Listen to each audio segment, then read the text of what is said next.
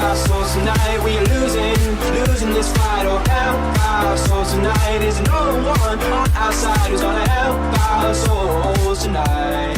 No one here to help. So I'm here today with Francis Bula. Francis, thanks for joining us today. So for anyone that maybe doesn't know you, can you kind of explain to the people that who I am? Who you are? Yeah. Well, I've been a reporter since 1983. So I've been a reporter in this province for a long time. I came an unusual way. I have a degree in French literature and I worked as a commercial fisherman, so that's not the usual path into reporting.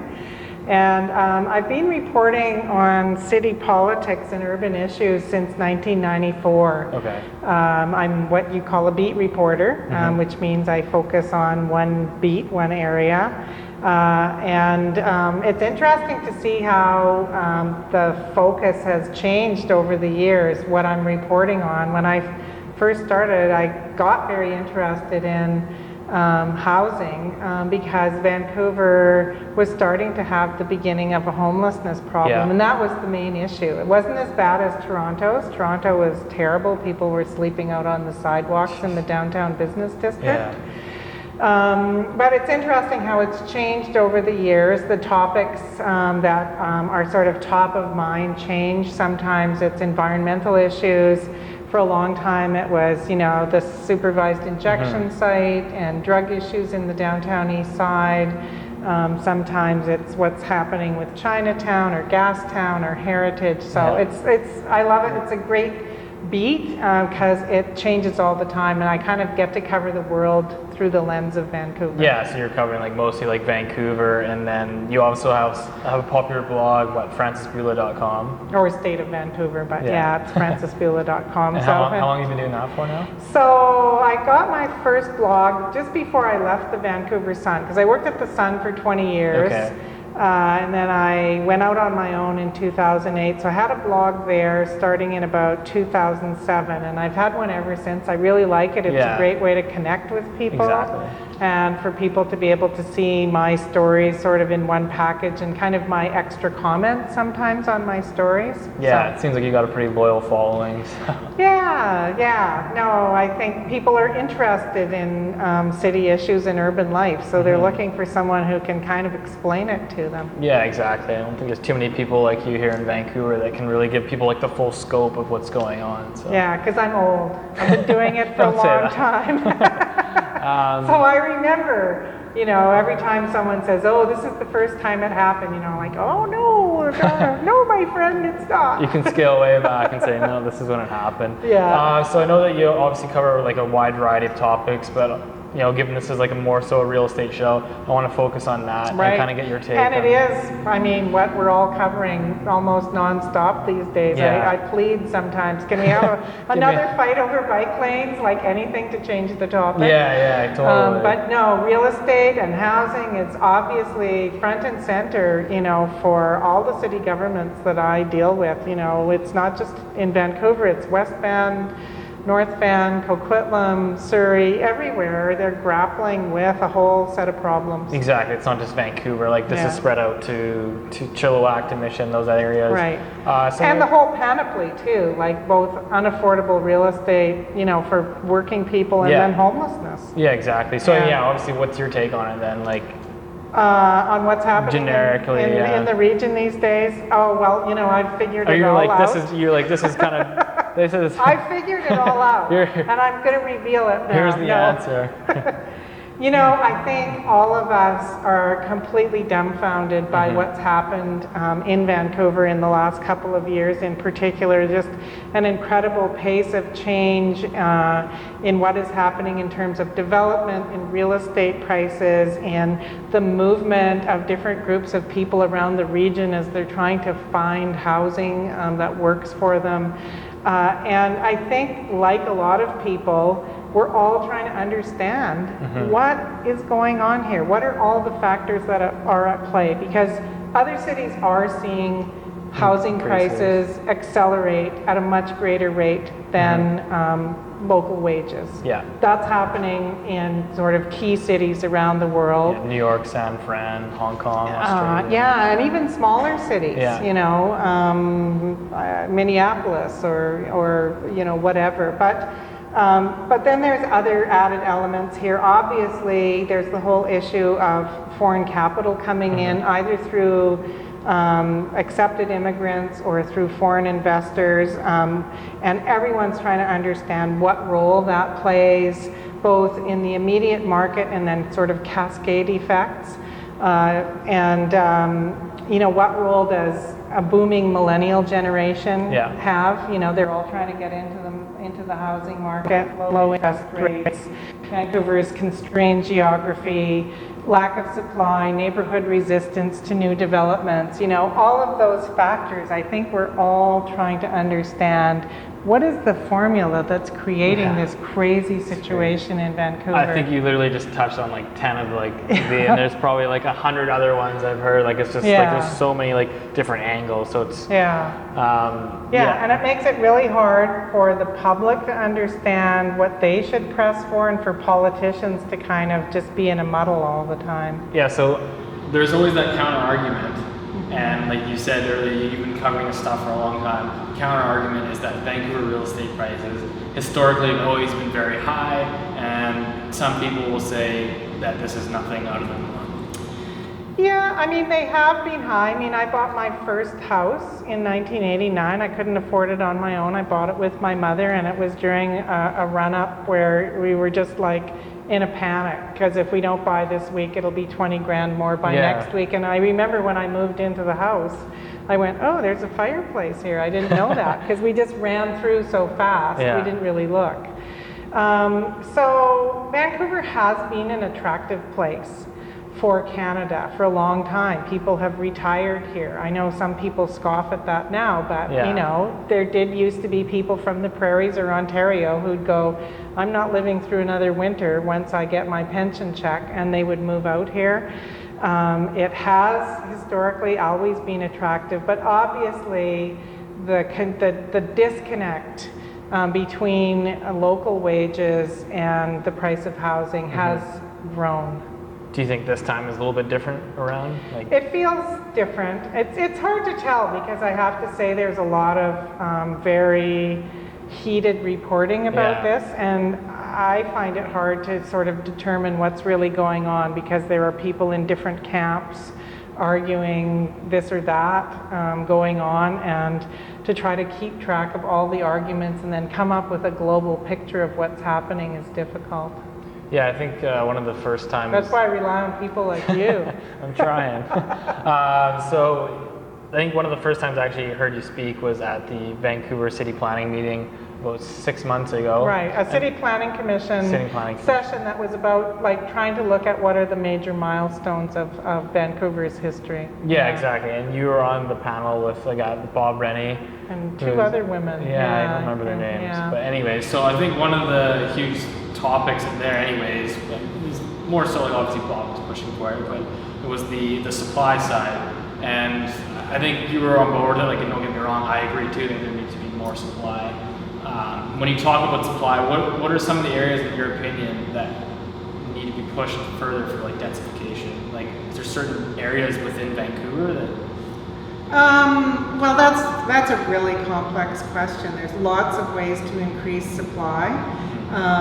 What a lot of politicians have done in Vancouver in the past 20 years is shoveled it into the areas where there would be the least neighborhood opposition. Yeah. So, the perimeter of the downtown, all the industrial lands that used to surround the downtown, filled those up with 50 or 60,000 people. On some other industrial lands in other areas.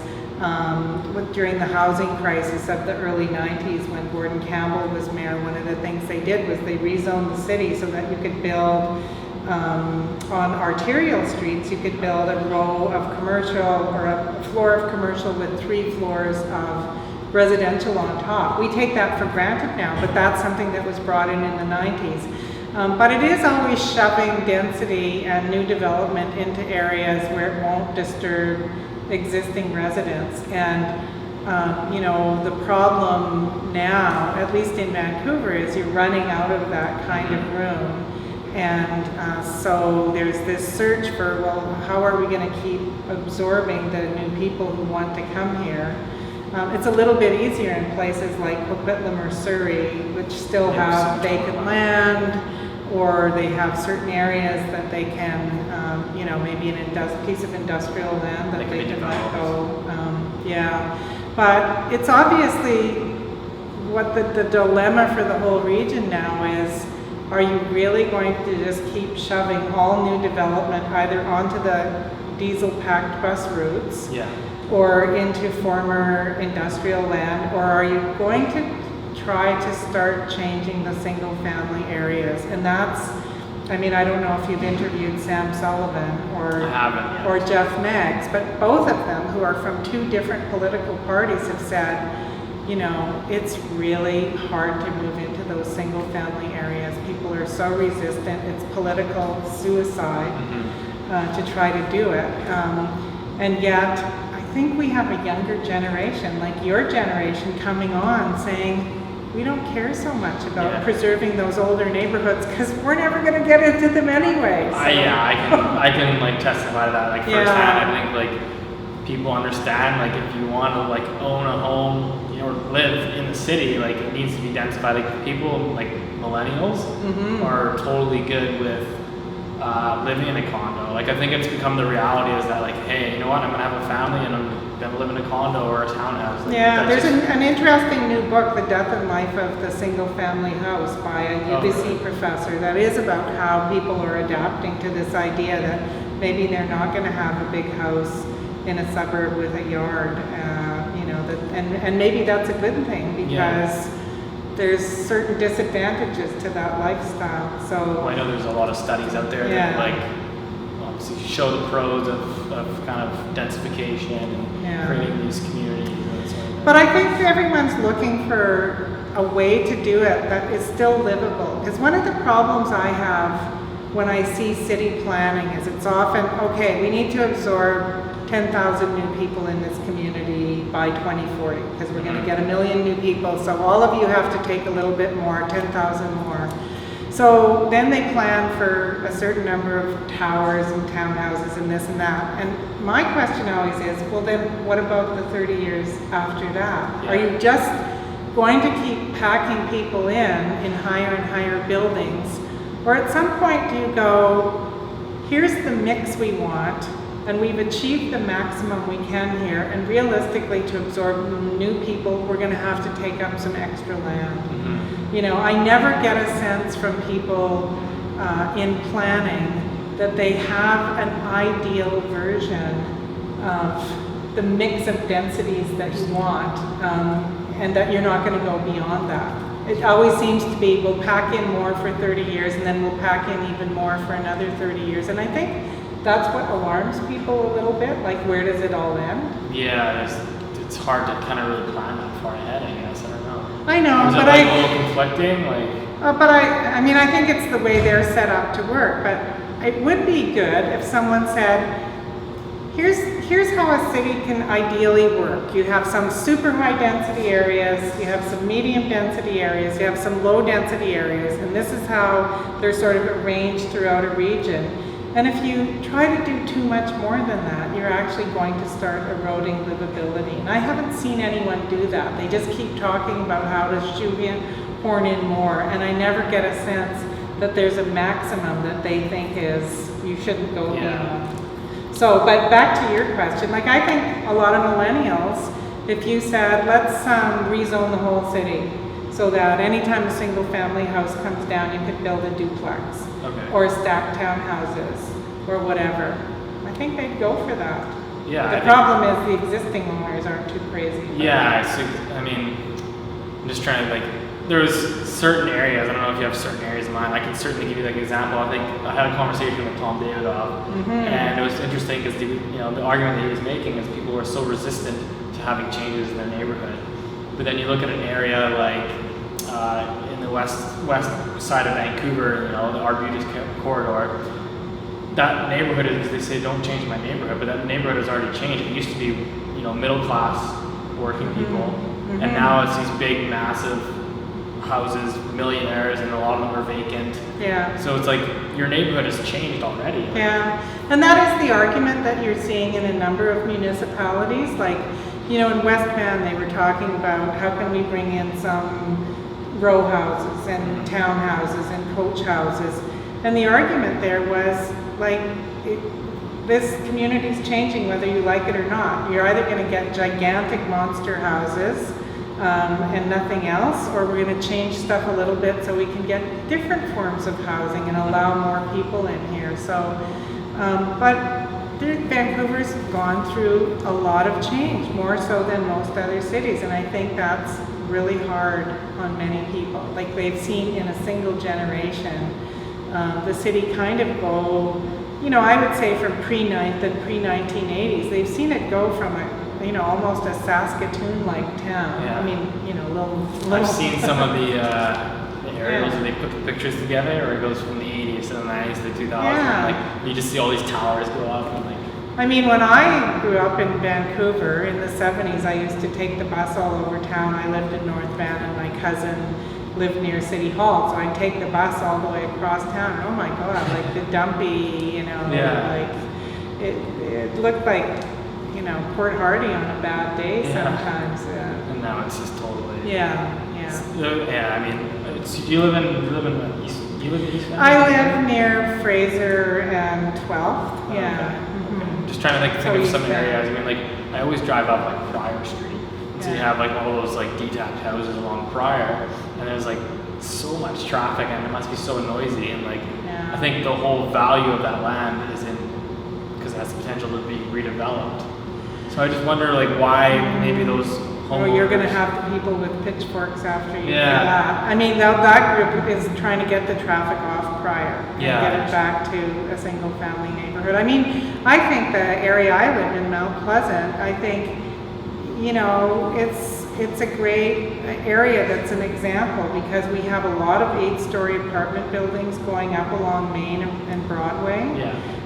It's a duplex zoned area, so pretty much every time a single family house comes down, there's a duplex that goes up. They did used to allow coach houses. There's been a bit of a blip in the policy, and that seems to be on hold for the moment. But, you know, it's an area that seems to be okay with a mix of single family, duplex, rental owner, some shorter towers, you know, and it's a nice blend. So, the trick is how do you Is that something that you like? Is like what would you ideally in a perfect world like to see? Like, do you think there should be like low-rise buildings? Like, obviously, I don't think anyone's gonna put their hand up for a high-rise.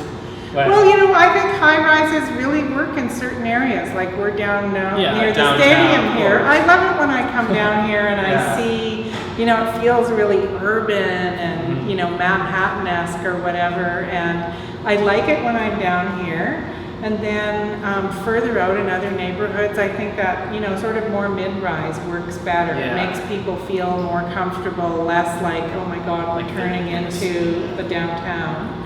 And I think you have to respect that not everyone wants to live in the same environment. Like, some people really like the urban feel. They love living in a super high density neighborhood with fantastic views.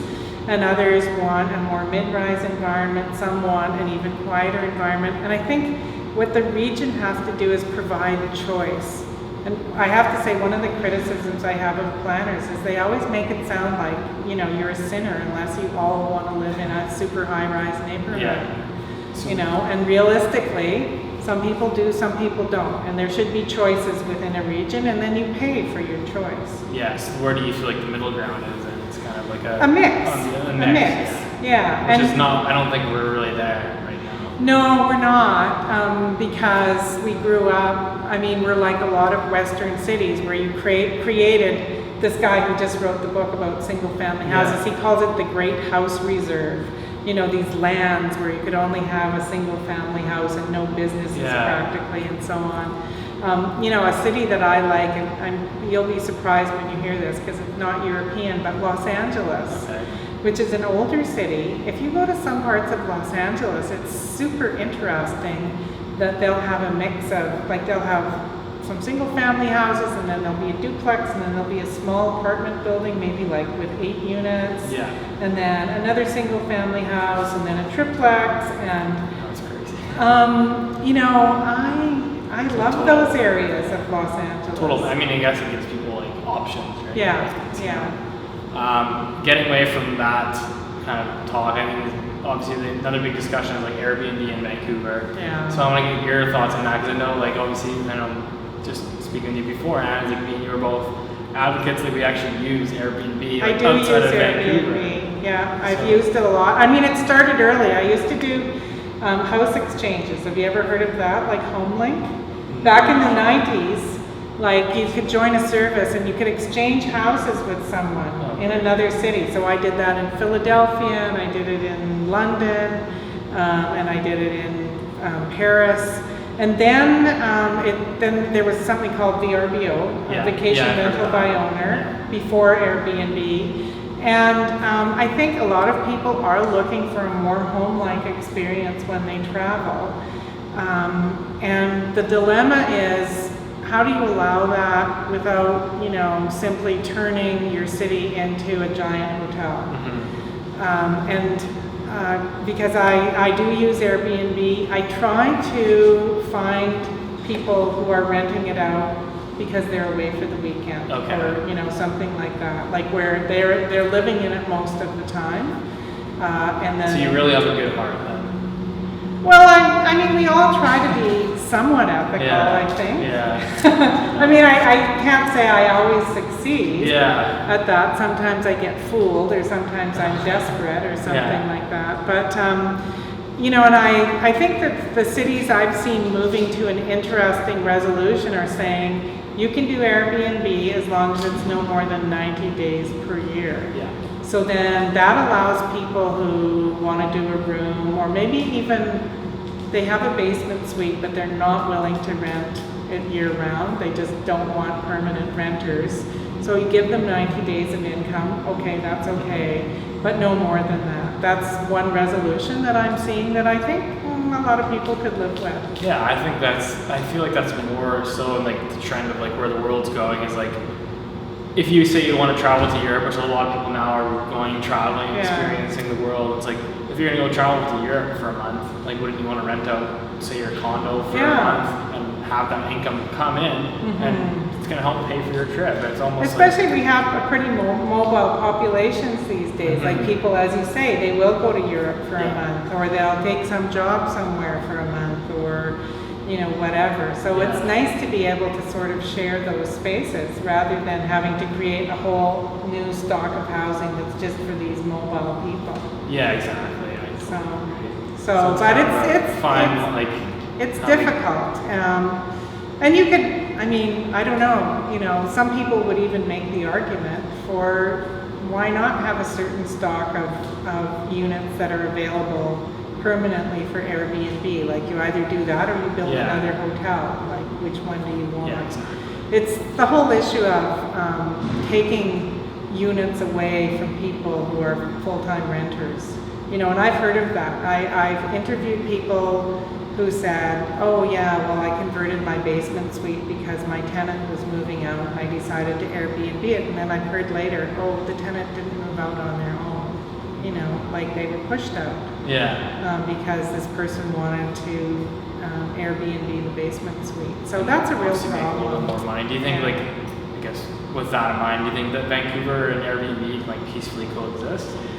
You know, cities all over North America and Europe are all trying to figure out how to grapple with this. So there is going to be something worked out slowly in a very Darwinian fashion.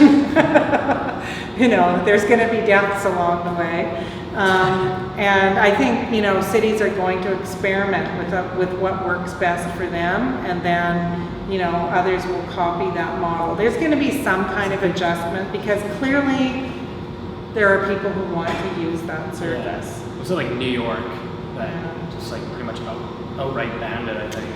Yeah. I can't remember. I mean, I know Portland charges a tax. Yeah. I believe San Francisco charges a tax, but they're having a hard time collecting on it. Which is interesting because I think like that's where Airbnb was basically born is in San Fran. I think San Fran's already at. So I think Vancouver like should seriously consider maybe looking at the tax route. Because like how do you level the playing field for hotels?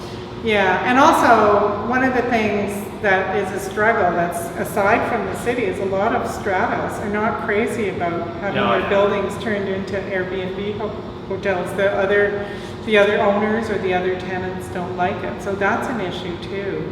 I just read an interesting article about in Japan, you know, the pushback there is against Airbnb. You know, like buildings are refusing to let tenants in. Really? You know, or, you know, Airbnb tenants in. And when they find out who they are, they just won't let them in the building. So, yeah, they're pretty strict here, like in my building. Yeah. They actually, because we have a concierge, so like they'll go on the internet and look around and see if there's like listings, like, hey, that's one of our towers, and they'll try and figure it out. Interesting, because I've heard there's actually a lot of Airbnb around the stadium, that it's a popular I can see area. that. I've had friends that have like flown in from other areas and like, there's an Airbnb like just down the street from me. Yeah. So, like, well, my house floors were getting fixed once, and I had to, and I stayed at the Jacobson over in the second. Yeah. I was like, oh, this is fancy. different. That's awesome. I got to pretend I was a condo liver for 2 nights. Did you like it? You know, it's one of those shoebox condos where it's like a long thing with a window at one end. I can't remember. It was just like a 1-bedroom with a sliding door, so not huge. But it made me think, oh, could I live like this? Because it felt so dark. It's a huge. It felt so dark at the back end. Yeah. You know, I haven't been in a huge number of condos, but the ones that I tend to like are ones where you can have light coming in from more than one side. So we'll get towards kind of wrapping it up. So, you know, we've touched on like the Airbnb, the supply issue. Is there anything else like currently that you think Vancouver that you would like to see? Like if you had one thing, like Vancouver needs to implement this like tomorrow. Like if I was, you know, everyone wants that one thing that would work, and there is not one thing that's going to work. I mean, obviously we're in some kind of crazy, strange, altered state here in Vancouver, where whatever the material factors are, like low interest rates or Chinese capital or lack of supply, there's also like a psychological thing going on. And you can't fix that very easily. Like you need to get people into a different mindset, and that takes work. But I mean, to be the usual equivocating, middle of the road person, there's a lot of things that have to change.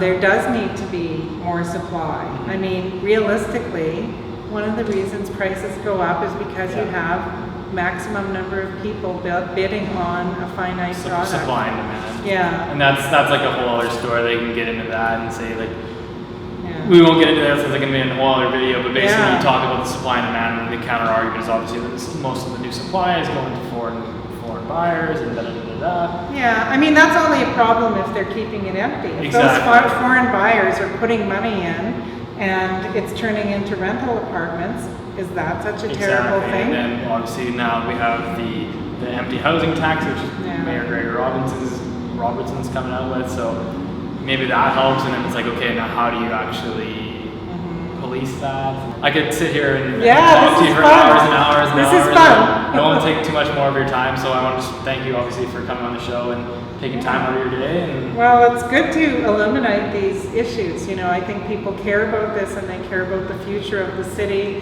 and I think they're all a bit confused about what's going on. So the more we all actually discuss it, not on Twitter, the better. Yeah. So anyways, if anyone wants to check out more what Frances has to say, francisbula.com. And thanks for the promo. I make no money from my blog. Our favorite Twitter, you're at what? At Fabula? Fabula Vancouver. At Fabula Vancouver. And you're an entertaining tweet.